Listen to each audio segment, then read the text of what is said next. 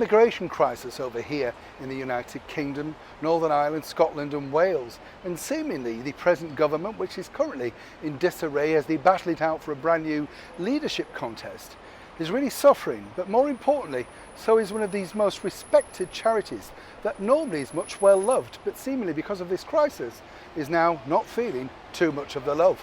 Let me explain. Hi, good morning, Neil. Sean here in the very heart of London.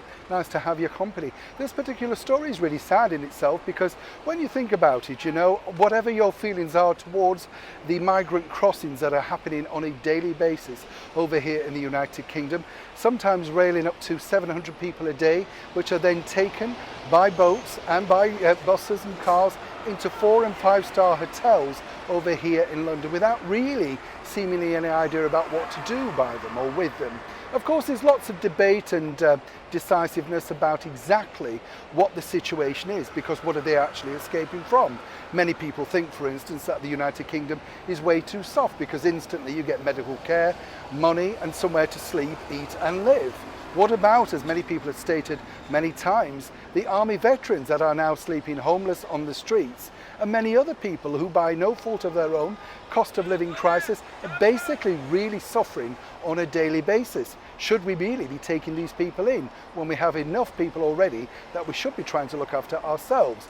This is an open debate.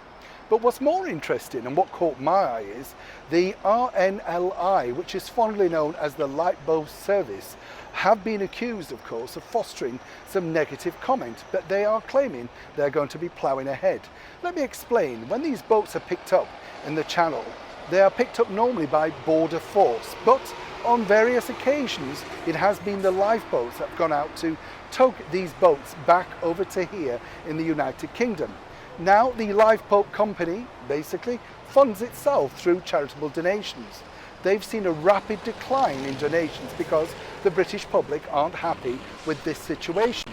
This is what happens when you get charity, government and also government policy involved in one of the situations. Now, while they don't want to disclose exactly how little or how less they're now receiving, it's not boding well because, as I say, it's a charity that really relies on many donations. The problem, of course, is when there is a catastrophe at sea, they are the first port of call, whether that be lifeguards on beaches or simply a boat getting into distress on English waters. So the problem now is, how do they counteract that? And more importantly, whoever does become the next leader of our country as the British Prime Minister, that has to be, according to many, their #1 priority. Or like many other charitable donations, if the government simply don't get a hand on this, then they could suffer too, and perhaps even disappear altogether. Neil Sean in the very heart of London.